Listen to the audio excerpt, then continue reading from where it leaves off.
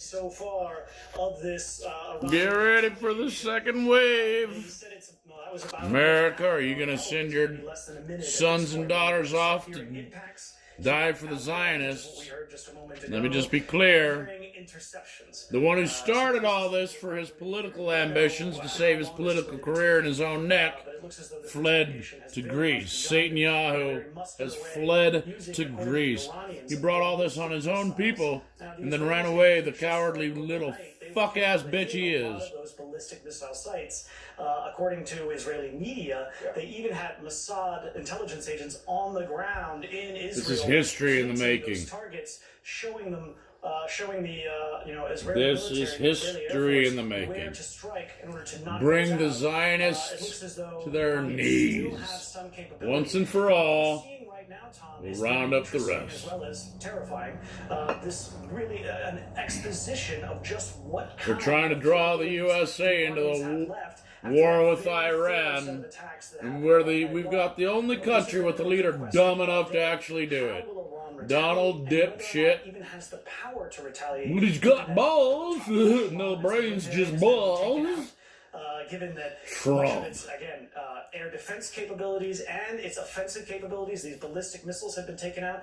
A lot of its nuclear sites have been completely destroyed. So here now we have a real taste of just what impact those. Get ready. This is what we've been waiting for. Iran has now put it out, but we've known this from your report about a minute ago. They're now Inshallah. saying of 200 ballistic missiles has been fired. They are sort of telegraphing some of their moves here, which is somewhat interesting, and we can also speak to the temperature and maybe how far they want to escalate this. If you're watching our coverage right now, we are covering live right now. Israel is under attack. These are the retaliatory strikes from Iran. Occupy Palestine. Launched their attack last night on Tehran and various nuclear sites and the command in Iran. Israel has I'm sick of the Zionists having control of our media. It's a conflict of interest. Don't you get it? When they're silent about what's been going on in the starvation, the flotilla, and everything. They've been a voice piece for the far right.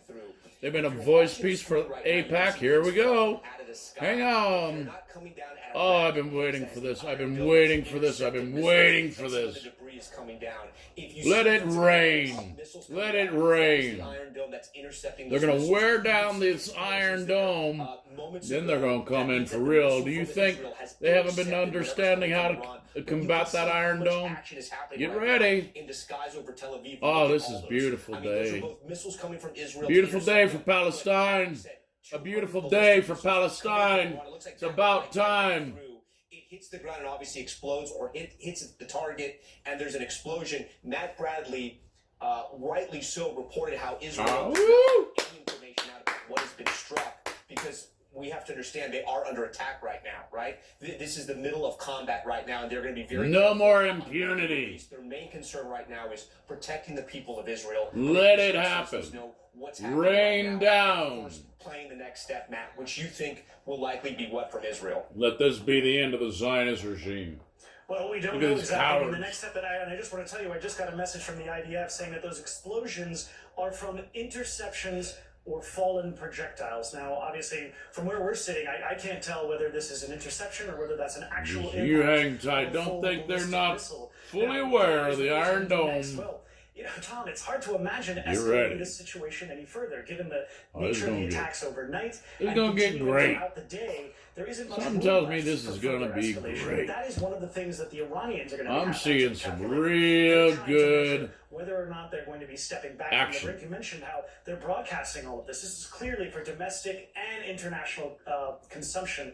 They want to show that they're putting on a brave face and that they're standing up to the Zionist entity, as they call them, and really responding in a muscular way to these attacks. But they also don't want to provoke Israel to make any more launches against further sites in Iran. And what they really, really don't want, Tom, is to bring the United States and its allies into the fight directly with Iran. That would be a major escalation. We've already seen that the United States is parking more naval assets off the Mediterranean coast and the Mediterranean Sea. It looks as though they're getting ready for defensive capabilities. The United States has said that they are not planning on joining in with Israel in fighting against Iran. But if the Iranians start to attack American military installations, of course, just a couple of days ago, we saw the State Department withdrew jet fighters with American technology. Let's get off that there Zionist media and switch here over to Al Jazeera, the only backbone in the media today of actual journalism. At least they don't hide from the truth and not report as much as they can possibly not report. No, we're watching a beautiful day in occupied Palestine. We're going to have the homes back. The keys will be returned very soon. The regime has collapsed. And if America decides to send its own,